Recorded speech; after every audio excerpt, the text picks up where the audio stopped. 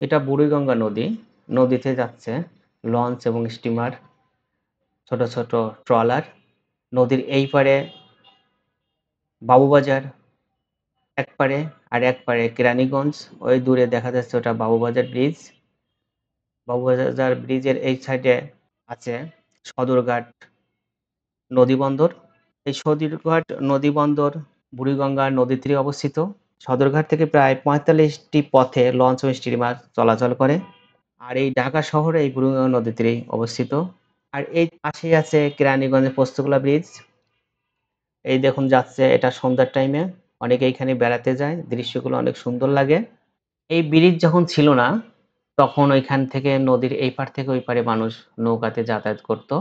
প্রায় ১০০০ বছর আগে এই বুড়িগঙ্গা নদীর তীরে এই সদরঘাট টার্মিনালটি প্রতিষ্ঠিত হয়েছিল। আজকে এই পর্যন্ত। আপনারা সবাই ভালো থাকুন। আল্লাহ হাফেজ।